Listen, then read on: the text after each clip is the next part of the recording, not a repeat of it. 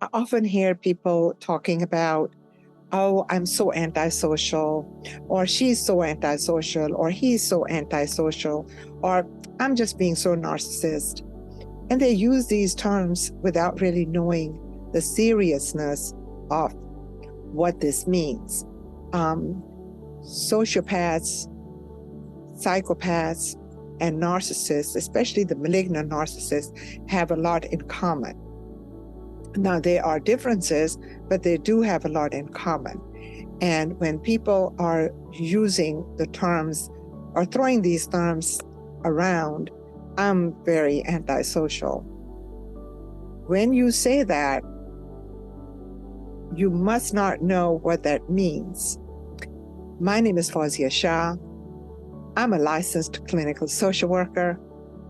Welcome to my YouTube channel.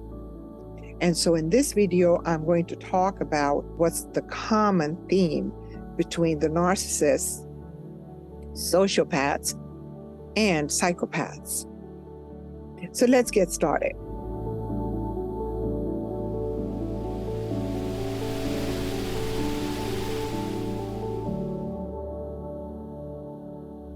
Malignant narcissists, sociopaths, and psychopaths, what they do have in common is that they lack empathy, they lack compassion, they are very egocentric, they're callous, they manipulate and control, they have no remorse, they feel no guilt, and they struggle with empathy.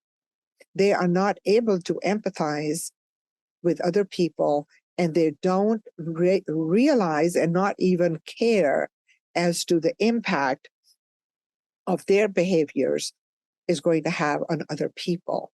They completely are oblivious to that. They don't care, actually. These are personality disorders. They are in DSM-5, so they are subtypes of the personality disorder overall.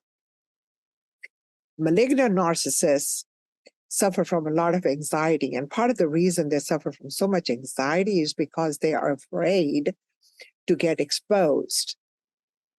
Whereas an antisocial or a psychopath really are not concerned about they're going to get exposed. They do get upset when they get caught at what they're doing. For example, if they got caught speeding or they got caught when they committed a crime, they will be very upset that they got caught. And it's like, oh my gosh, I should have looked at this better. I shouldn't have gotten caught, but there's never a thought about, well, I shouldn't have done this.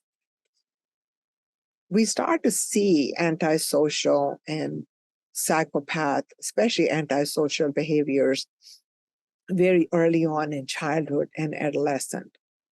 When you start to see oppositional defiance behavior, cruelty to animals, lying, stealing, vandalizing, fire setting.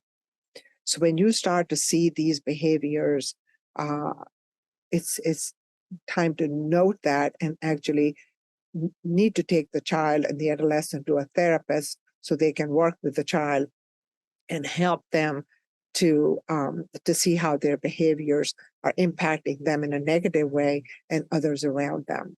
But it is very important to see when these behaviors start to manifest itself.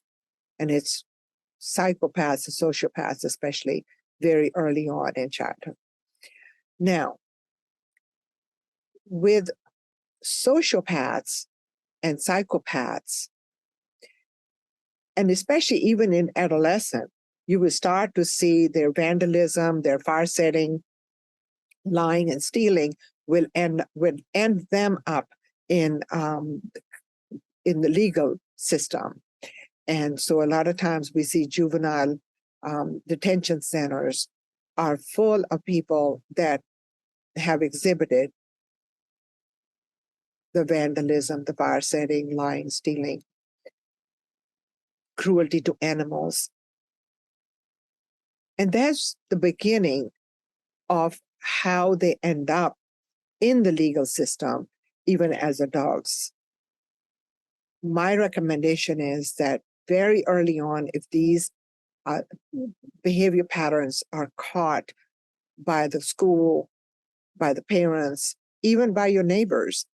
It's very important to get this child or the adolescent into therapy as soon as possible. And as an adult, I'm not very hopeful. I'm sorry to say it's not. They don't change. In other words, they just get better at their game. They know, okay, I did this and I did not look at this factor and I got caught.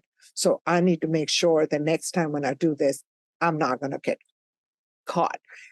The more we educate each other, the more we share information with each other, the better we are going to be in making decisions for ourselves and not getting manipulated and caught into the web of lies and being wooed into a relationship by someone who may have an agenda.